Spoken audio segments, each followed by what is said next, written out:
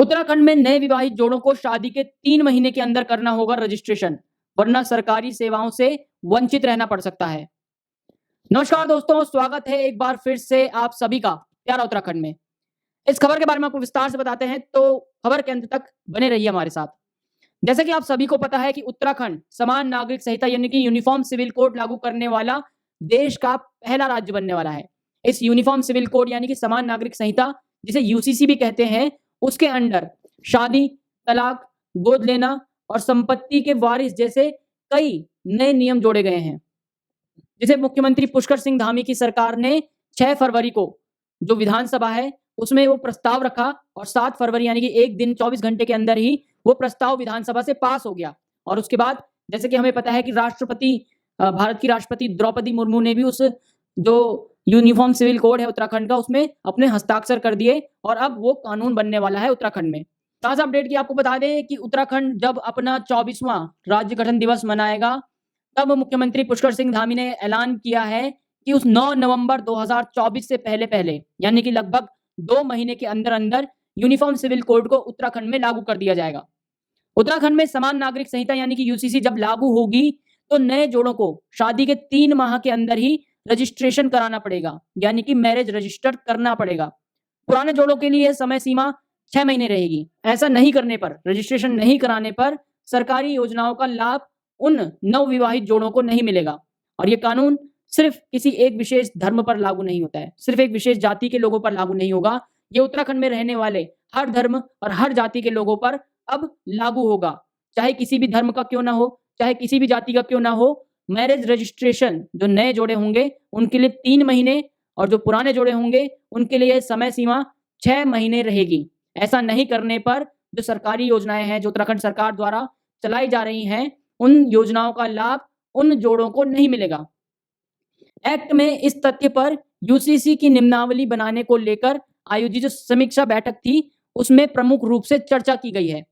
Bijapur guest house में शुक्रवार को मुख्य सचिव राधा रतूड़ी और उत्तराखंड समान नागरिक संहिता कमेटी यानी कि यूसीसी कमेटी के जो सदस्य हैं शत्रुघ्न सिंह, उनकी अध्यक्षता में बैठक हुई। इस बैठक में अभी तक हुई कार्यवाही पर विस्तार से चर्चा की गई। गृह विभाग, पुलिस विभाग, आबकारी, स्वास्थ्य, अल्पसंख्यक, खाद्य नागरिक आपूर्ति, संस्कृति, ऊर्जा, नियोजन, वित्त विभाग से अपेक्षा की गई है कि वे कमेटी को जहां जहां जिस डेटा की जरूरत पड़े या मदद की जरूरत पड़े, तो तुरंत इन विभागों द्वारा यूनिफॉर्म सिविल कोड की जो कमेटी है उनको उपलब्ध कराए जाएंगे।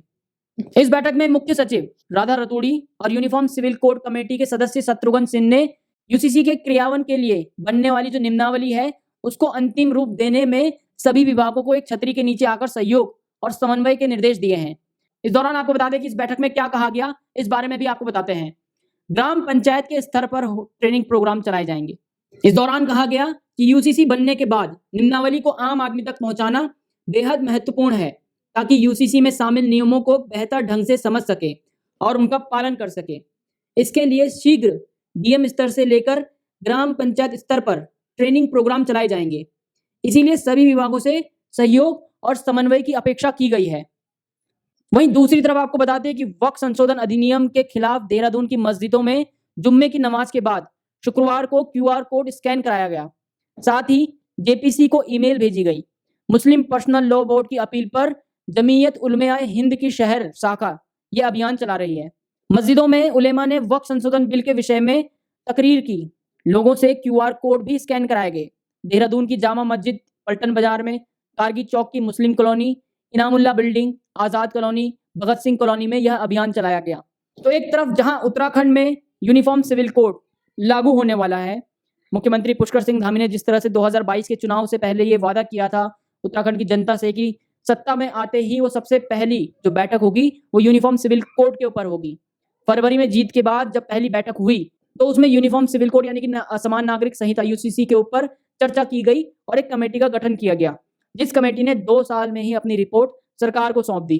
और 6 फरवरी 2024 को उस रिपोर्ट के ऊपर अमल करते हुए मुख्यमंत्री पुष्कर सिंह धामी ने विधानसभा का आपातकालीन सत्र बुलाया, जिसमें यूनिफॉर्म सिविल कोड के विधेयक को विधानसभा में, उत्तराखंड विधानसभा में प्रस्तुत किया गया। और 24 घंटे के अंदर ही यानी कि 7 फरवरी 2024 का वो दिन था जब उत्तराखंड विधानसभा से ये यूनिफॉर्म सिविल कोड का जो प्रस्ताव था वो पारित कर दिया गया और भारत की राष्ट्रपति द्रौपदी मुर्मू के हस्ताक्षर होने के बाद ये उत्तराखंड में लागू कर दिया जाएगा। उत्तराखंड में यूनिफॉर्म सिविल कोड लागू करने की फॉर्मेलिटीज जो है वो अपने अंतिम चरण में है और 9 नवंबर 2024 से पहले जब उत्तराखंड अपना 24वां राज्य गठन दिवस मनाएगा, उससे पहले यूनिफॉर्म सिविल कोड उत्तराखंड में जो रह रहे लोग हैं, जो उत्तराखंडी हैं, चाहे उत्तराखंड के अंदर रह रहे हैं या उत्तराखंड के बाहर रह रहे हैं, उन सभी पर यूनिफॉर्म सिविल कोड लागू हो जाएगा। एक तरफ जहां यूनिफॉर्म सिविल कोड की तैयारी उत्तराखंड में चल रही है, वहीं दूसरी तरफ जो वक्फ संशोधन एक्ट है उसके विरोध में क्यूआर कोड स्कैन कराए जा रहे हैं। यूनिफॉर्म सिविल कोड लागू होने के बाद जो विवाह है, तलाक है, संपत्ति का बंटवारा है या फिर गोद लेने जैसे जो कानूनी मामले हैं, जो अलग अलग धर्मों में, अलग अलग जातियों में अलग अलग ढंग से निपटारा किया जाता था, अब उन सभी का एक ही तरह से निपटारा होगा यूनिफॉर्म सिविल कोड के अंदर। इसके तहत चाहे कोई भी धर्म का या कोई भी जाति विशेष का, समुदाय का व्यक्ति क्यों ना हो, उसे अपनी शादी के 3 महीने के अंदर अंदर रजिस्ट्रेशन कराना पड़ेगा। अगर वो मैरिज रजिस्ट्रेशन नहीं कराता है तो उसे जो सरकारी सुविधाएं हैं उनसे वंचित रहना पड़ेगा।